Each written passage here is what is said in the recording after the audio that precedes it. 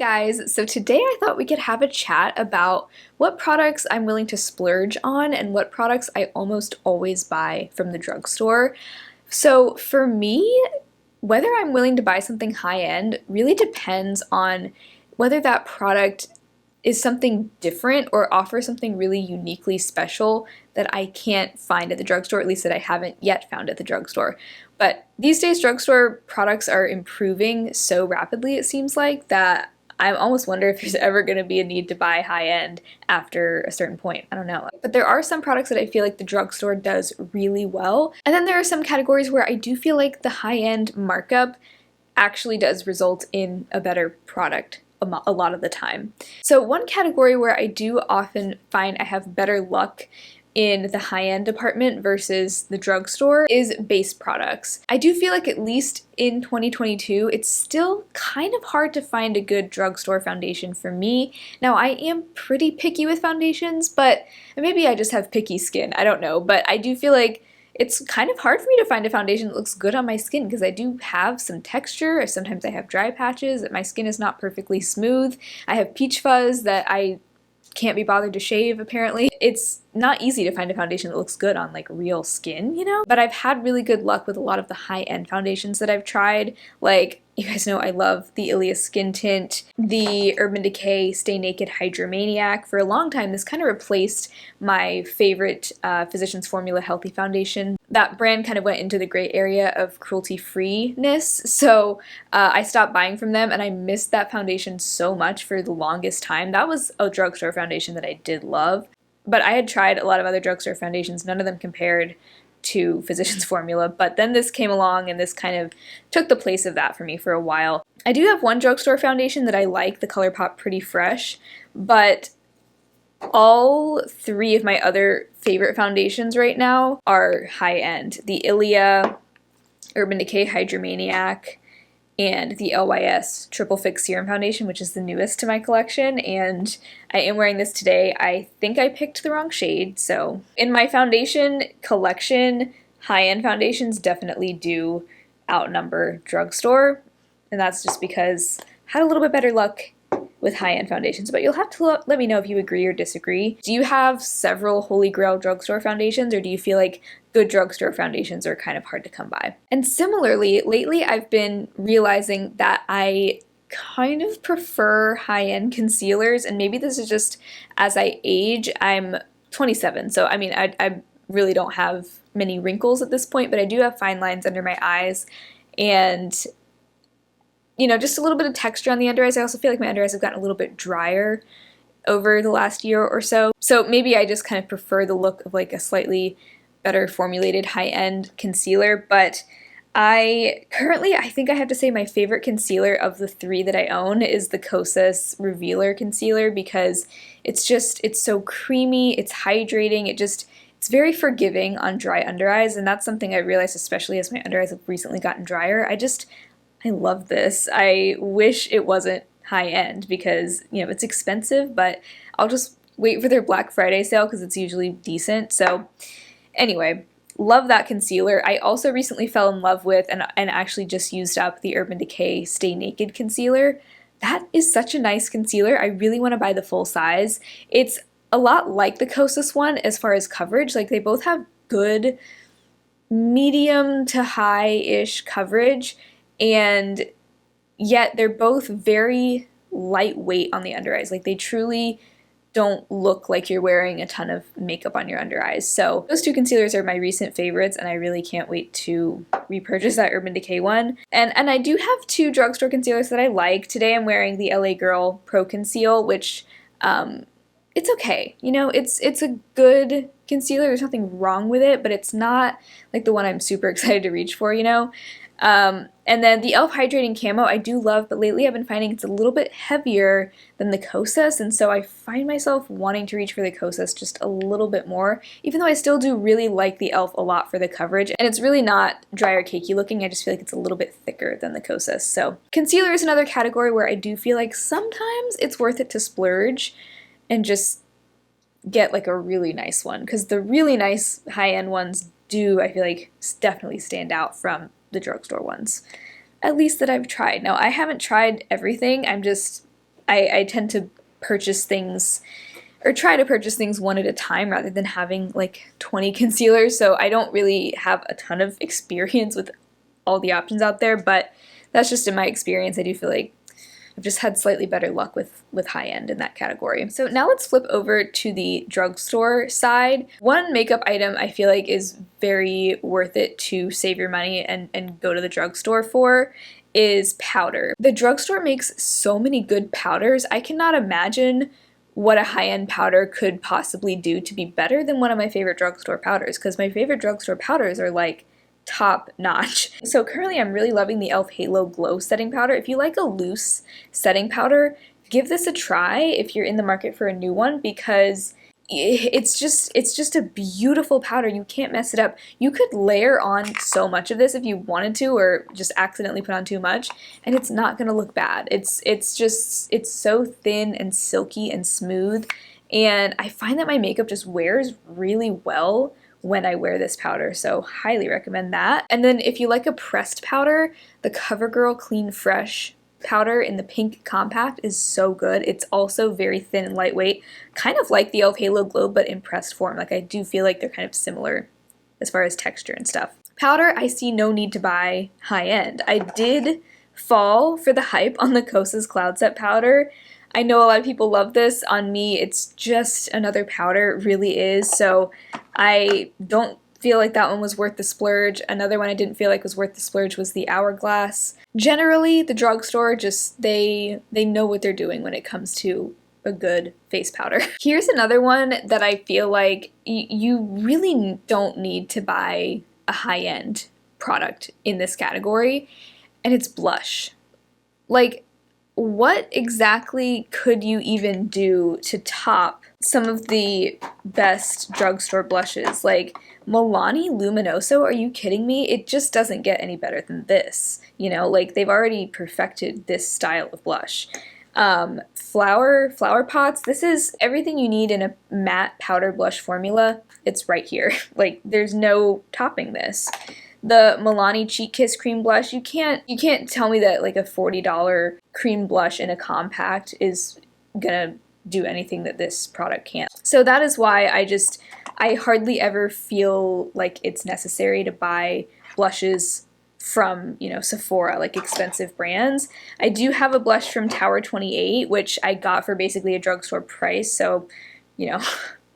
But I also don't think this is any better per se than the Milani Cheek Kiss Cream Blush. Oh, the Kokie Soft Gradient Blush is another great drugstore blush formula. I think just the lack of high-end blushes that I even have in my collection goes to show that, like, I haven't even really felt the need to explore high-end brands for blush because I just already have so many good ones from the drugstore. Why would I need to? However, bronzers and contours, those kinds of products, I often do feel like it's worth it to splurge and get a really nice one, and here's why. I think what I've realized is that it's very easy for bronzers to look muddy, unnatural, like dirt. It's hard to formulate a bronzer that's easy to work with, user-friendly, so that people can actually use it without making their face look like it's muddy, and also make a product that doesn't go on patchy, that like blends well. It seems like bronzers can tend to look patchy more often than blushes, at least from what I've tried. And also it can be kind of hard to find well, both really light bronzers and really deep bronzers. Like, a lot of bronzers are kind of just made for medium skin tones, it seems like. And I just had a hard time finding a bronzer light enough for me at the drugstore.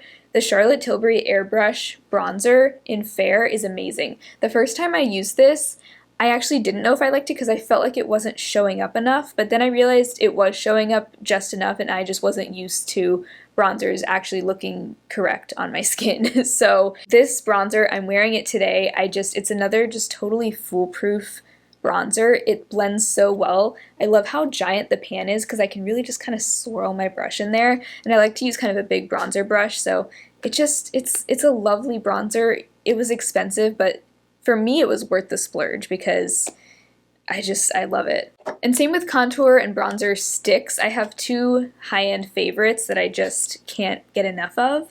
But I've found that drugstore stick products can tend to just not blend as easily. They can look a little bit more patchy. But these two products I never have that problem. I can draw these directly onto my face and blend them out with a brush, and they don't lift up the foundation underneath. They don't stay stuck in that one spot that I drew them on, you know? So they're just great. It's the, I didn't even say what they are, the Oma Beauty Double Take Contour Stick. It also has a highlighter on the other end. And the OIS Stick Bronzer, I have the shade Motivate. It's a great light shade. And the Oma Contour Stick also is just the perfect undertone. I have the shade White Pearl, and this is like, it just doesn't get any better than this as far as undertone. There's no weird like green or oranginess to it. It's just great. So again, bronzers and contours is another category where I kind of do tend to favor high-end over drugstore, just because just generally I find that high-end bronzers have a higher success rate for me. Liners of all kinds, both lip liners and eyeliners, pencils, liquids, really just liners of all kinds. I almost always go to the drugstore for those because why am I just gonna keep holding these like the whole time? Hang on. Really the only time I buy eyeliners from a high-end brand is if it's in a color that I really want but I can't find in a drugstore brand, like a specific color. For example, I bought the Urban Decay 24/7 Glide On Eye Pencil in Overdrive because I really wanted like an emerald green, like an evergreen sort of colored eyeliner.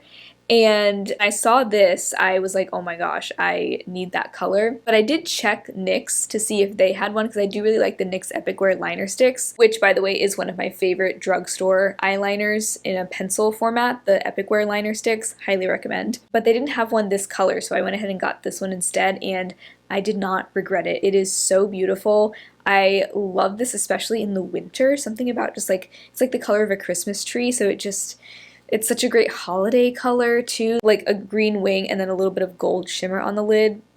Please. Oh, and for lip liners, I have a holy grail lip liner brand and it's Kokie. They make the best lip liners, hands down, that I've ever tried. So I feel like I've already found the one for me, and I don't see why I would continue searching and spending money on high-end brands if I already have my favorite, unless it was a specific color that I couldn't find from Kokie, but no high-end brand has beaten Kokie so far as far as formula. And if you're wondering what's so great about them, they don't budge. Like, they lock on your lips, and most lip liners don't do that. So that's what I love so much about them.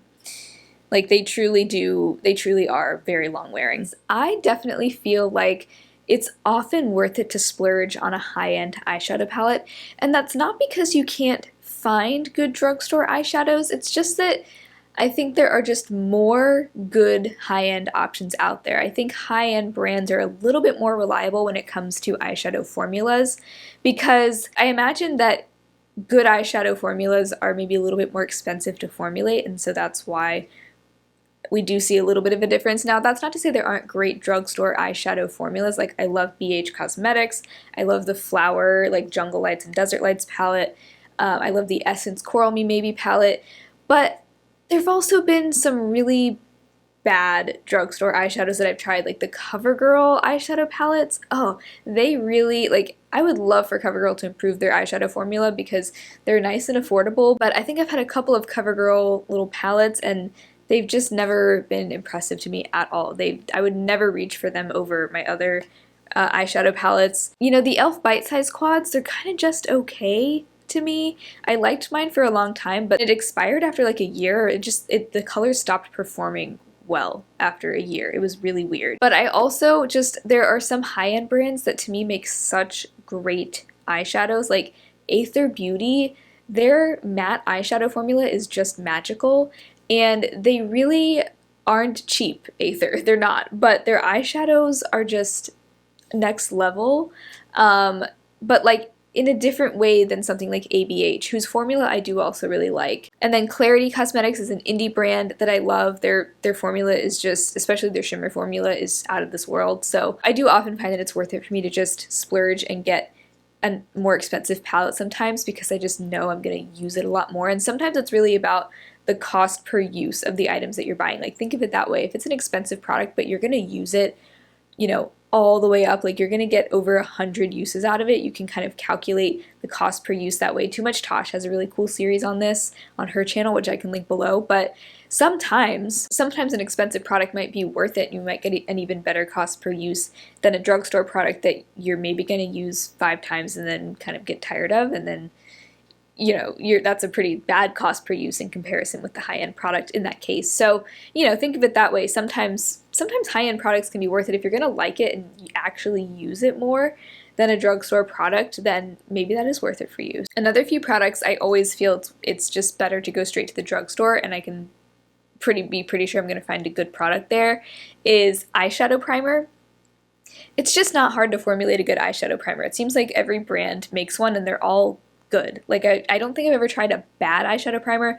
The only one I didn't love was the Ulta Beauty one, just because I did feel like my eyeshadow would crease sometimes, but it was by no means like unusable. I just think it's pretty easy to find a good drugstore one. The Milani one is great, CoverGirl, so there's really no need to spend a lot of money on eyeshadow primers. And also lip gloss and lipstick, I feel like those, just seems like it's pretty easy for drugstore brands to formulate those, and they're usually pretty good. The e.l.f. lip plumping glosses are great. The Milani lip plumping glosses are amazing, so I feel like if I never bought a high-end lip gloss again, I'd be happy with just those two. Like, those two are such great, reliable formulations. And lipstick too, there's just so many good drugstore lipsticks, like the e.l.f. Seriously Satin ones. The CoverGirl 24-hour matte one is actually really good. Ooh, the e.l.f. Hydrating Core Lip Shine, oh my gosh, so good. So I just have so many great drugstore options, and it doesn't seem like it's too hard for brands to formulate good lipsticks even at a lower price. So those, I feel like you can probably save and just go to the drugstore, and you're not really missing much. Like, yes, there are some high-end lipsticks that I like, but at the end of the day, I think drugstore usually wins. So those are the categories that, for me, I think there's a clear distinction between which ones I typically just save my money and go to the drugstore, and which ones I think it's worth it to splurge on. So I just thought this was an interesting discussion. I'd love to hear in the comments below, what are those categories that you always go to the drugstore for, and what are those categories that you feel like more often than not you're better off splurging, getting something from a high-end brand. Thank you so much for watching today's video. If you enjoyed it, be sure to give it a thumbs up, subscribe to my channel if you've not already. I'd also love to see you over on Patreon, where I do upload a bonus video every month. I'll have it linked below if you want to check it out. But I hope you all have an amazing rest of your day, and I will talk to you again very soon in my next video. Bye!